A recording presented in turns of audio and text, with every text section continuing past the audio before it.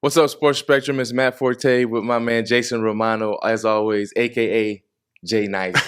So if you don't know about it, you probably never heard that before. I haven't. Jay Nice is his college nickname when he was on. Yeah, DJ, Luke, I don't know what's happening here. DJ Jay Nice. That I have to call nice. him that. You got to do your thing. We got to relive that. Yeah. I'm here with closer. Yes, as I call him, the closer, Luke Weaver with the New York Yankees. Man, do you have a nickname, by the way? I go by Weave a lot. That's normal. I feel like, I don't know if you can attest to this, but the first name is not necessarily in the cards in our sport, at least. Yeah. It's like the first name only comes when I feel like you can't figure out a cool nickname for someone. So you're just like, all right, what's up, Luke? But no, Weave, Dream Weaver, kind of the play off of that song. Yeah. So it kind of sticks to those two for the most part. I like that. I like how you can weave that in there. Yeah, it's a dad joke. I'm sorry. I love it. But I'm all about it. I get the last name thing. People call me Forte all the time because Matt is kind of just like Luke. We got these biblical names. Our moms were like probably adamant about that. That's true. But people started saying 40 because the E on the end. I'm like, I don't know if I like that. Did they mispronounce it a lot or no? Yep, Fort. Yeah. Fort was one, and I'd have to correct people. I had gotten a lot of fights in the league and in school. It doesn't have a little like an accent.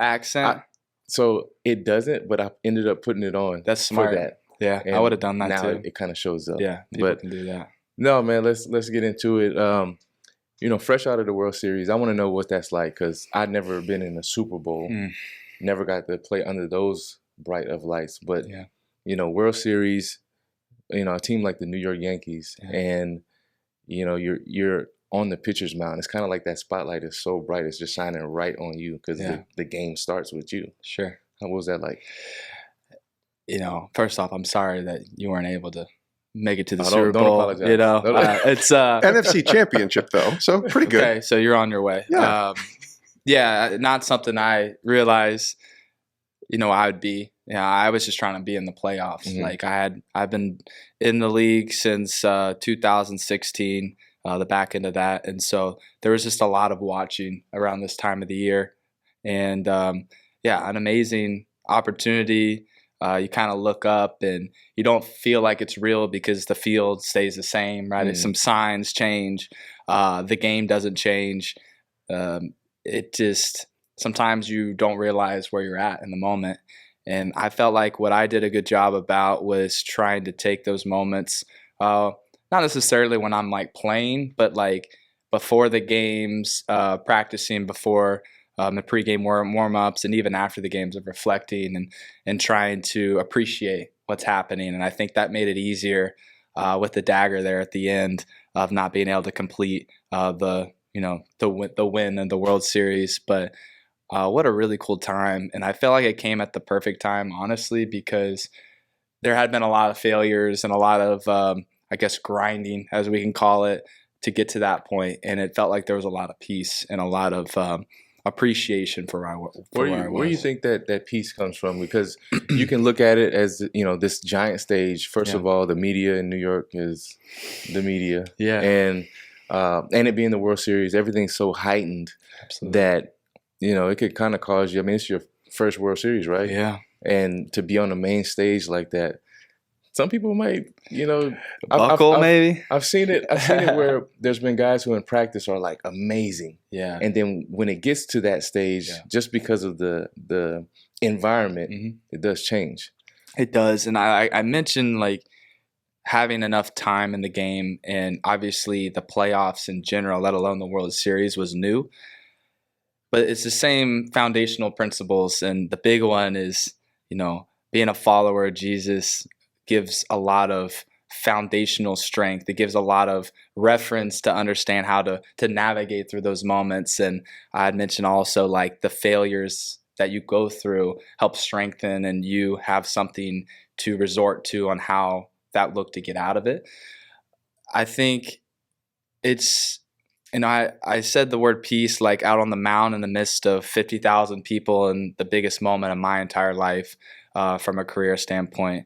And there was just discipline in knowing like it's already written, like that the outcome is not going to be decided in this moment, even though like it literally should happen in that moment. Because if I screw up, I screw up. If I do well, I do well. But God has the plan. He's already written it out. So when you're looking and we're down 3-0, we lose the first 3 games and it's not looking good. There's peace in knowing like, man, if this is the way it goes out, like that's pretty tough. But you look back and understand like, that was out of my control. There's parts that we can contribute to the team and to do our part, but it's a collective effort and sometimes you end up short. And I think as long as you're, for me, foundationally secure in who I am and my identity on and off the field, and obviously I'm a competitor. I want to win. I want to be a part of it, but I'm okay walking away and understanding that there's a bigger picture and that there's another season to come. And there is a lot of reflection that comes from that season. And I want to be clear, like it hurts just as it hurts any fan or any player or any coach. But that makes that transition smoother, knowing like there's bigger things at play. Yeah. I want to talk about that. You said foundation, and that's a huge aspect of it because we talk about this a lot. Our identity. What is our identity placed in? And if there's someone who's, we love the sport. That's why we play it. You love it. And you love it so much that when win or lose, it does hurt when it doesn't go your way and there's disappointment within it. But how important is it to have that foundation of your identity being in Christ? Because whether performance is great or you fail, we can't rest that on, the appearance of proving ourselves or performing for people, even though that's what we do. Yeah, it is what we do. And it's so hard to not to compare and to look at the guy next to you and wish the very best for him. But, sometimes hope that was your circumstance or vice versa, whatever that looks like. To your point, I learned real quick that through the trials and even the successes that they're strictly like emotional, like they become very heightened to, being this is the greatest thing ever to this is the worst thing ever. And it's really fun to navigate and really hard to navigate. And living in that neutral space of, and when we talk about the foundation from God and walking with Jesus, like that is what keeps it level, because I know that at a moment's notice, I can really bring a crowd together who might love me in that moment, or I could do the exact opposite and be the most hated guy on the planet. And so it comes in waves. And there was a time where I was living in the not so great area for a while. And as a competitor, you just want to be great. So you'll do anything it takes to try to not only get yourself to that level, but you start to want to please people and to get them off your back and to feel like I walk into the locker room the next day and like that game was on me and I take all the blame, when really no one's thinking about that anymore, right? They're thinking about today and their own lives and their own children and families. And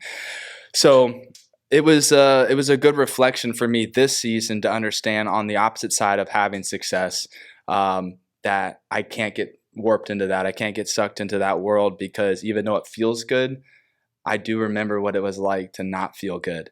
And the identity just neutrally stays foundationally level.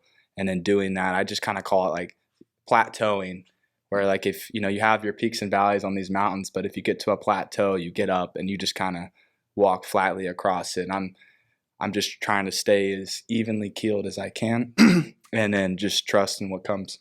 Yeah, it's interesting how we internalize the sport a lot of times. When it comes to winning, it's all the team, like we won, but then when it may be the opposite side where we messed up or maybe we didn't play as well as we wanted to, I'm the failure, right? And we internalize that. But if you don't have that Jesus foundation, it'll be a lot harder to deal with that, emotionally process that, right?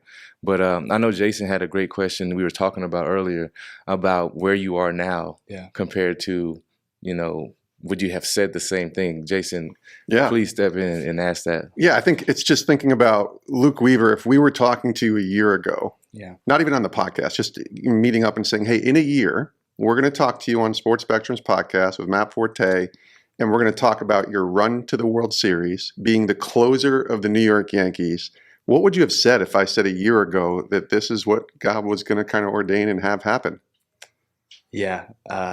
Overwhelming for sure. Would you have told us we were crazy? I would have, what do they say? Like, pinch me? Yeah. I always say pinch, but I'd say pinch me. I would be like, that's a lot more than what I asked for. There's been a lot of time in prayer. There's been a lot of what did you ask for? You say that's more than I asked for. Yeah, I'll keep it simple in that aspect because I asked for health. I asked just to like allow me to go to the field every day or wake up or whatever you want to call it post game and just let me understand what it's like to feel good. The feedback in which line when I throw a ball, like there is an empty feeling, which is a positive thing in this instance. Yeah. But let me see that, and with that, let me see what that looks like. And I promise you, I told him I was like, I don't care if it looks good or if it looks bad. I would like it to look good. I would prefer that, God. I really would if you'd hook a brother up, but. I just want to know. I just want to know because there was a point, and we had talked about it before, like where I was contemplating, like, is this worth continually to do? Like, is putting in the work and the effort and the mental grind of what this game does to us in our sport, like, does it make sense? Like, what does life look like outside of this? And it was a low point, but to that point, you just were like, just show me what it looks like. And those are my two really simple requests, and I didn't feel like it was too much to ask for. I wasn't trying to be like, go make me the things you just mentioned. Yeah. And then with that, it became an absolute bonus every single time, right? It became like, okay, I'm not starting anymore, so now I have to accept a role that is not what I would want to be, right? Like long relief. Now I have to transition, and then that, like, surrendering to that led me into some higher leverage moments, and surrendering to that led me into higher than that, and then led me into the World Series and being able to close some games out. And I constantly, and you say closer, like that still doesn't resonate with me. And I honestly don't, I mean, it feels good, but it's like, it's my body kind of regurgitates it, like, because that label to me is still something that I'm not trying to achieve, but like, I don't know if I've earned that because I didn't ask for it. Yeah. And I feel like there's still so much more growth to come, but I am appreciative. And I do reflect on the fact that it is an incredible thing, and God is certainly good. And we've had a lot of moments throughout the year where I'm like, man, you got to stop, but don't stop. And it's been cool. Yeah, that balance, right? I noticed, when I said the closer, you kind of chuckled and laughed, Yeah, and it was it's wild. And it's would you say, you went through a little toil of mental toil of the game and all that, and almost coming to the point of I want to give the game up. Yeah. Would you say that was a humbling experience, and where you see the gospel as it says, those who exalt themselves will be humble. Not saying that you exalt yourself, but those who humble themselves will be exalted on that aspect. Most certainly, because I felt like I kept trying to fight it on my own. Like I was asking for help. I was asking, I was reaching out to chaplains in the past and the present chaplain and there in Cincinnati last year. And I felt like I was doing the right things, but at the end of the day, there always kind of became this control and this interpretation of like, I want it to look this way, and I wasn't surrendering in the right ways. And one thing that I do appreciate that I did was after a lot of the failure, like I made it a point to be the best teammate I could be, to be the best father and the best husband and brother, all the things outside of the field. But it was so hard to walk in every day and to try to put on this brave face and to not feel like the blame wasn't on me and to fight to be a good teammate, because I still needed to show people what it looked like to walk through the failure. And it was such a burden, but like at that time where I had my moment, I'm out there and I'm focused on a verse. I'm focused on, Paul's thorn in his side. It's like, all right, this is here for a reason. Like, you got to keep relying on him. And then things are going great. I mean, I'm killing it. I got like 5 strikeouts through 2 innings, which is a good thing if you're not a baseball guy. And then I give up a 3-run homer on like a pitch and a ball that just, sometimes you look at it, you're like, I don't know. That didn't. I don't know if you earned that one, but he's certainly running around the bases. But to that point, I would say, all right, I had so much momentum going, and then this happens, and I'm like, there's strength in her weakness. There's strength, and I'm repeating it. And the next guy hits a line drive off my arm, and I'm like, oh my gosh, God, what are we doing? And then like that was the breaking point, right? Of humbling, of like, hey man, I don't know how much physical, mental, not harm, but a toll I have to put on you. Yeah. And then in that moment, there was definitely some humbling, and it didn't get better after that. Like they ended up letting me go shortly, like probably a couple weeks later. Go to Seattle, they end up letting me go, and I end up in New York. And it's like, man, New York, like that's not where I feel like I need to be right now. I'm sitting home in Florida, and I'm going ready for the next season, and that ended up being a huge blessing. And fast forward till now. Yeah. That could be hard. All the moving around. Yeah. And speak on because I experienced football in a different way. Yeah. There's not like a minor league of football, right? There's college, and then you go pro, and there's practice squad. But there's you can move different levels that way. But it's not like how baseball is. There's double A, triple A, single A, and all of that. A lot of A's. And there's some people spend a decade trying 100%. To get to the majors. So just speak on like how you stay with that resolve, that mental resolve to like, I guess, stay stable when it comes to the point of you're not actually doing this for people, but your production is what matters, because you can get in the major league and then you get dropped down. It's like I would feel personally kind of attacked. Yeah. It's like, man, y'all gonna drop me down after one game, or it's personal. So how do you not harbor that as being personal? Because one, you got to recognize that it's a business, just like any other thing.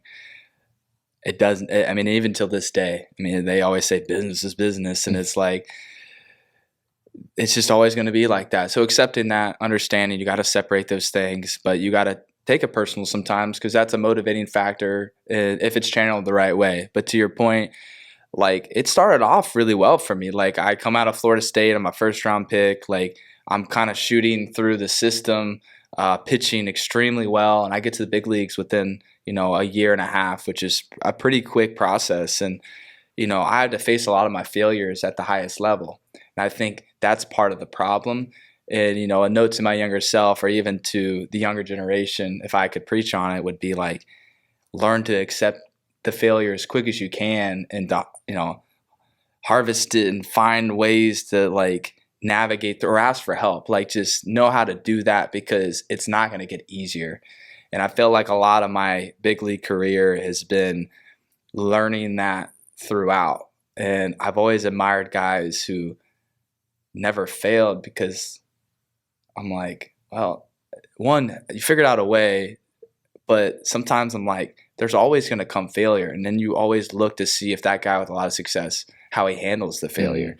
And sometimes it doesn't go well. But at the end of the day, it's going to happen. And I just, you look at all the building of levels and getting to that point, you're just continually being tested in different ways. And your reliance on the Lord comes from the people that you surround yourself with, people you let enter your life, and family, whatever that looks like, and being able to rely on people in a close circle. Luke, I got to ask you this, because what you just described, because all this advice and all that, fast forward and you're in game 4 of the ALCS. Okay. And you give up the game-winning homer, right? That was game 5. I'm sorry, game 5. Am I wrong on this? Game 4. It was the walk-off against Cleveland. Yeah, so I gave up the game-tying homer. Game-tying. But remember, the next day, you get the save in the closing, and you're throwing the glove up, and you're celebrating to go to the World Series. Got the idea of it. You see what I'm saying? That like you lose. It was a walk-off homer, I think, in game. So it was game 3. I think I gave up the game-tying home run. I was 1 strike away from sealing that game. The guy had a double. Lane Thomas hit a double, and then Big Noel, he hits a homer, ties the game. Yes. We had later So that's the game I'm referring to. Yeah. And then literally 2 days later, correct. You're throwing your glove up in the air and you're celebrating. My point being, having to turn that frustration, failure, if you want to call it that, and suddenly turn around and have to say, I'm going to learn from this, but I'm learning from it in literally a day. Yeah. And then you're out there celebrating with your team. Is there a correlation from what you just described to like a moment like that on the biggest stage in the ALCS? Yeah, you hear it a lot when it comes to those of the past, the veterans, the people that have gone through situations. There's this kind of, I don't want to say it, kind of cliche saying of like, being a reliever, you have to flush it and you have to go out there and you always have the next opportunity. And as a starter, you had kind of to wait the next 4 or 5 days. And there's truth to that for sure. But you got to be like okay with what happened. Like you got to accept it. And to that point, I think the fastest way I learned to do that, and this is baseball advice / life advice, is I used to always avoid watching the film of bad games. And if I avoid watching the film of good games, because if it was good, I know what I felt. I can look and I can go into my memory bank and I can assess. And I'm just like, don't fix something that's broke or whatever you want to call it. But the bad games, I want to flush it. I want to move on. I don't want to learn, I just got to keep pushing forward. And I couldn't sleep at night, like, because your brain is kind of trying to process and put together pieces that it's guessing on, or moments that it thinks it knows, and then you end up stirring for a while. And the bad part is for a long while. But I started attacking it right away. Like a game like that, give me the iPad, let me know exactly what it looked like. Let me know exactly where the pitch is. Was it my fault? I mean, of course it's my fault, but like, was the pitch located? Did the movement look good? Did the pitch sequencing look good? All the many things. And I was able to fall asleep quicker. I was able to move on faster, and I was able to become better because of it, whether good or bad. And in that moment, that was one of those moments of time in the game, understanding things that didn't work, understanding fully. And first, this should have been the first thing, is like, God is going to be like, it's going to be okay. And it was funny because David Fry, who hit the game-winning home run later, he had talked about giving God the at-bat.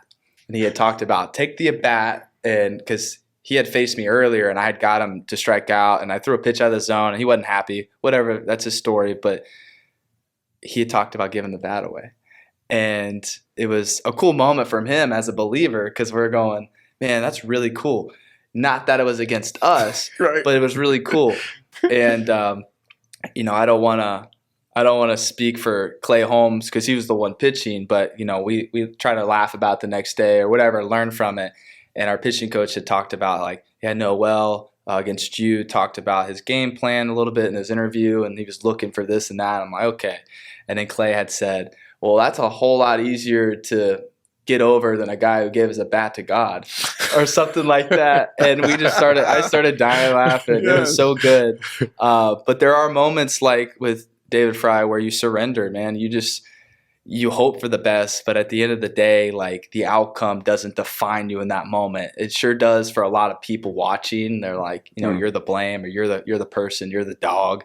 But it is cool to look back and see like those many moments and just really how you handled them. How did you become a better person from it? Yeah. Isn't that why we love the story of Jesus? Because surrender looks different to people. Yeah. It looks different in different ways. But if we look at Jesus' life, it teaches us in whatever context of life that we're in, whatever sport, this is how you surrender. This is how you submit to his will. And I've often seen where we try to make concession like, well, God, I'm trying to do this, but and it's your will be done. Yeah. But really, bless me in this. Exactly. Let me do this. So, with that, I wanted to talk about opportunities, man, because I know one of the questions you probably laugh at is the people who come and they're like, "Where did this come from? Where this the World Series run and all this? It looks like it's overnight. The talent. Yeah. And it's kind of a silly question, but I wanted you to talk about the opportunity that all athletes have when you're talented, you're gifted, that God has blessed you to do this, but at certain times, certain seasons of life or seasons that you play in, it doesn't work. It doesn't go your way all the time. But when it does, and it's there, you got to know what that platform is for. When we got to give God the glory. So talk a little bit about that. Yeah, for sure. People want to question when there's huge success, right? Like, what's the magic potion? What are these things you're doing? Especially when it kind of becomes this big jump or this 180. And to answer your question, I would chuckle at some of those questions that would come my way, especially in the off season, only because people understand that we put in the work, especially our families, our friends, our teammates, everybody. But the rest of the world doesn't get access to a lot of the things behind the scenes. And I think people are doing a better job of showing inside access with some of these shows, which is cool for me to watch, especially like the Hard Knocks and stuff. But they don't understand the process. They don't understand the on the ground, just like devastated at the injuries and the mental blah of everything we're trying to put in to be great, and balancing that with the families and all the things that come outside of that. But it's a process that takes years. And last year was really hard and was my most trying year because I felt like I was so close every single time I got on the mound. And even in my work ethic of achieving it, and then all of a sudden like the rug would be pulled out from under me, and I'd be in a game like 4 scoreless, going, pitching well, and then that big 2-3 run home run would happen, and we'd lose 3-2 or something like that, and that burden just kind of continued to grow. But the moment happened because of the work I was putting in on the mound. It would just kind of fall apart. And that's because it takes time to make changes, to do things physically and mentally. I think the hard part, and you can attest to this, is when you're trying to make a change, you don't get the in-game rep through practice. And the heightened adrenaline and everything that a game environment gives you, it makes it so hard to practice in that little bubble, that little realm. And so there was a lot of times where it just fall apart. And, I get the opportunity with the Yankees after, a stint with the Cincinnati and Seattle. And I would treat it as if it was a practice game in the midst of a Major League Baseball game. Like, I'm out here to try to see if I can get better. Like, the adjustments, do they actually work? Am I trusting them? Am I able to tell my brain, let this happen? And all that, my message to people is it's not always going to be perfect. There's going to be runs that you go on that is going to look so good for so long, but you can't be tricked into thinking that you're the greatest thing ever. You're going to find your failure, and you're going to feel like the storm is constantly raining and hailing and tornadoes and hurricanes, all these things, and you can't find any shelter, and you're just out there in the middle of it. But with every storm passes, there's that stillness, that calmness that comes. The rainbow might even pop out. Looks pretty. And the sun shines. And it's just, are you willing to fight for it? Are you willing to do it? And that's the beauty of it. Yeah, there's in pro sports, even Hard Knocks is dramatized. Yeah, that's true. I watched the camp and all that stuff, and I'm like, man, that. Yeah, I would imagine. But so when we talk about that, there's a mundaneness to greatness, actually. And I wanted to talk about this. We know that as athletes, as pro athletes, the day in, day out toil and grind of doing that, and you get better inch by inch, right? When it comes to spiritual growth, I've always heard a few pastors that say, there's a message in the mundane. God is always in the mundane. Yeah. And we're always looking for these spiritual high moments. I'm reading the Bible, God, open my mind to understand this and or some kind of spiritual high in some other way where we're praying and things are happening immediately. And the kingdom doesn't work like that. So for you, when it comes to your maturity, your spiritual maturity and your growth, walk us through that. How has that been in your life? It's taken effort. It's taken it's taken its toll in good and bad ways, because it's easy to fall out of it because it takes the effort to stay in it. And like anything, whether you're practicing or you gotta be disciplined in whatever it takes to keep that relationship. You talk to friends and family, like you got to call them, you got to text them, you got to keep a communication going in order to stay updated and to keep a relationship, strong. And that is works the same way. And, first and foremost, I think our prayer life has got to be towards the top in communicating and talking with them. And obviously we want to be in the scripture as absolutely most as we can, but there's days where, life comes at you fast. You got kids to deal with, and then you end up, next thing you know, you're going to the field. And there's these moments where, like, if I would miss an opportunity to grow in the word, like, I'm trying to continue to keep my communication with God through prayer and ask him. A lot of the times when I'm at the field, it's such a hard time to, like, get away and read or to do those things. Like, and then, it could be the same at home with the chaos that it can ensue with the kids. But is like, how can I change somebody's day? Or, like, how can I be mindful with my words? Like, am I falling? Am I being too hard on someone or joking? And, like, how am I reflecting? And there's moments where you get in the little pockets with people, and you can kind of be really impactful, or you can kind of, like, fall into the world and just talk about, dumb stuff. And I just always wanted to be someone who is leading by example, someone who's showing what it looks like to walk a certain way, and to not, like, hey, look at me, but, like, to be kind of on a narrow path and to be like, this is what I walk on. And if there's ever any questions that you have with that, I'm 100% open to talk. And as someone who is getting older in the game, I'm trying to transition in a way where I'm being more mindful in approaching people, especially younger guys, and asking them how they are, and breathing life into them, and trying to just be there as a friend and a teammate. And it looks different each day, and it's more of, like, at the end of the day, how did the day go? And I just constantly want to make sure I'm good on that. Yeah. Luke, man, or Weave, tell me about this baseball Bible glove. Yeah, I'll tell you. It's kind of a way that I'm trying to use my platform to further the gospel and my walk with Jesus. We have such and you had an amazing opportunity to be on the field, and you're trying to perform, but you're also trying to, I guess, subtly add some into that, whether it's your personality or identity. The guys are really showing themselves, and that's a way I want to show myself. With this glove, essentially, it has the idea of kind of being in, like, a brown leather back, like, Bible. And it started off brown, like, and now it's blue because, I got to have a little bit of swag, I guess. Hey. So blue Bible, I think there might be some blue Bibles out there. I don't know. But yeah, there's, like, a little, on the, what do they call it on the back of a book, the binding or something, that says the Holy Bible, kind of an old school thing. And then inside it has a crown of Jesus or that's surrounding the logo of the company, which is this absolutely ridiculous aria.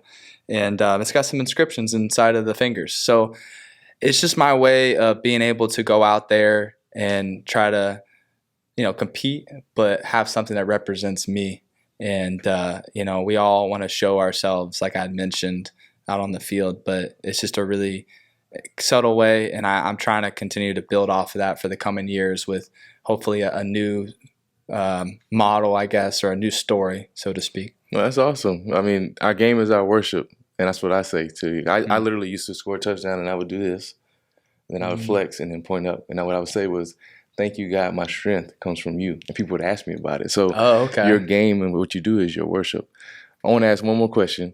So you mentioned swag a little bit, and I thought this was interesting because football, me and Jason talked about this earlier. Football and basketball have this, like, pregame walk into the locker room thing. Okay.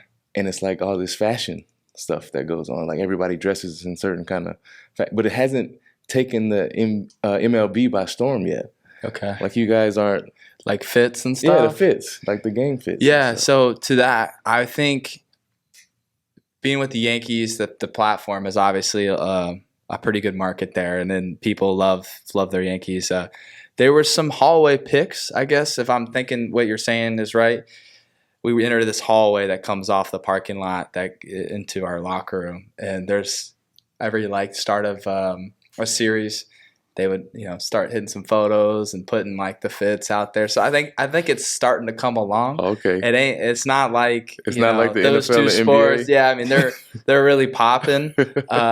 So there just be moments like, and we got some guys who could really, I mean, they know what they're doing. Yeah. At least they think they do. I don't know, but it all looks interesting from time to time. Yeah. But I just have my I don't know. I just try to bring the vibe, I guess. Yeah. Just big smile, and whatever I'm wearing, I try to be mindful and not look like a dork or There's anything. always a risk in this fashion Big thing. risk. I remember one time quickly that I had brought Target bags, and so the mystery behind it was like there was a piece of tape on it, and it was like we were trying to put some stuff in the family room, some snacks, some stuff for the kids, for the opposing family room, and just nothing big, no big deal. And I was trying to like hide the tape because, I don't want people to just speculate, whatever you want to call it. But these got these two big Target bags, and I just had this big cheese and smile. And this thing just kind of like, I don't want to say it went viral, but it was a hot topic of like, what's in the Target bags? And so, something as subtle as that, like with the media stuff, and, Target hasn't reached out yet by any means, but, I thought it was funny. Oh, it's coming. Nah, maybe not. But it was funny how people love to see the outfits and have fun with them. Yeah, man. The Target bags, that's hilarious. Yeah, it was goofy as one could be, for sure. With this culture, man, with these memes and all that stuff, it only takes one thing. It does. They capture everything. Nothing gets missed. And nothing gets missed. And I've done a few interviews this year that Jay Nice we've already talked about. I don't think I was Jay Nice back then, Luke, but I am now. You're Jay Nice now. Sure. You're Jay Very Nice. And sometimes things slip out, and I'm one to like throw out something, and then I quickly realize like, oh boy, like you got to save yourself here, and so I just try to ramble and throw words together, and then next thing you know, I'm the laugh of the locker room. So your perfect game day fit is pretty simple. You keep it simple. I'm pretty simple. Yeah, I'm pretty simple. Like I just. Yeah, I mean, the baggy sweatshirts are a big thing now. Yeah. Those are just comfy, honestly. All right, 2025 though. I want to see some. Well, I got some guys I can resort to, like the Marcus Stromans of the world, like on our team. He's I guess Mr. Fashion, and he's told me he'd take me out to figure out some fits, and I think I'm just nervous to take him up on what that looks like, and I don't know if he had mentioned buying or not, but I know it gets a little pricey. Yeah, if he's buying, then hey, why not, right? Go ahead. But my wife won't look at me the same way, and that's first and foremost the person we got to make sure we please. That's true. Hey, thanks for watching Sports Spectrum here on YouTube. You can click our next video, or you can check out our website, sportspectrum.com.